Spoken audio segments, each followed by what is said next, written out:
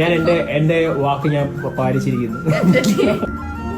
ഇത് കാണുമ്പോൾ എനിക്ക് പെട്ടെന്ന് ഓർമ്മ വരുന്നത്, ഒരു ദിവസം രാത്രി ഉറങ്ങാറായി പെട്ടെന്ന് അമ്മന്റെ എന്നെ വിളിക്കുകയാണ്. ചേട്ടാ, മലയാളം മര്യാദയ്ക്ക് അറിയത്തില്ല ചേട്ടാ, എന്റെ ലഹങ്കയുടെ അപ്ഡേറ്റ് അല്ല. ഒരു 4 മാസം മുന്നെയാണ്. ഞാൻ ഒറ്റ ചോദ്യം ചോദിച്ചോളൂ.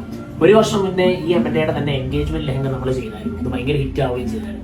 ആ വിശ്വാസത്തിന് പുറത്താണ് ജ്ഞാനായ ബ്രൈഡാണ് 4-5 പരിപാടികളുണ്ട്. ആ എല്ലാ പരിപാടികളിലെയും ലെഹങ്കാസും സാരീസും എല്ലാം നമുക്ക് കാണുന്നുണ്ടായിരിക്കും. ആ ഒരൊറ്റ ഇതിന്റെ വിശ്വാസം മാത്രം പോരാ വേണ്ട. അത് കഴിഞ്ഞ് എനിക്ക് തോന്നുന്നു എന്റെ പിന്നെ അങ്ങനെ വിളിച്ചിട്ടേ ഇല്ല. കാരണം ആൾക്ക് വിശ്വാസമായിരുന്നു നമ്മളുടെ ഏറ്റവും ബെസ്റ്റ് നമ്മൾ കൊടുക്കുന്നത്. ആ വിശ്വാസം നമുക്ക് കൊടുക്കാനായിട്ട് സാധിച്ചു. ഈ ലെഹങ്ക നമ്മുടെ എംലോഫ്റ്റിന്റെ ചരിത്രത്തിലെ തന്നെ ഏറ്റവും ബ്യൂട്ടിഫുൾ ആയിട്ടൊരു ലെഹങ്കയാണെന്ന് ഞാൻ വിശ്വസിക്കുന്നു.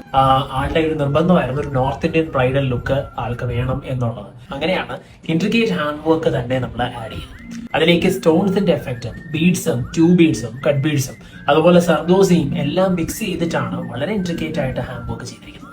ആളുടെ ഏറ്റവും ഇമ്പോർട്ടന്റ് ആയിട്ടുള്ള ഒരു ഫാക്ടർ എന്താണെന്ന് വെച്ചാൽ 3D ഫ്ലോറൽ മോട്ടീവ്സ് ഇതിലേക്ക് ആഡ് ചെയ്യണം എന്നുള്ളതായിരുന്നു. അതുകൊണ്ട് തന്നെ സ്കേർട്ടിന്റെ താഴത്തെ ഭാഗത്തേക്ക് നമ്മൾ 3D ഫ്ലോറൽ മോട്ടീവ്സ് നമ്മൾ ആഡ് ചെയ്തിട്ടുണ്ട്.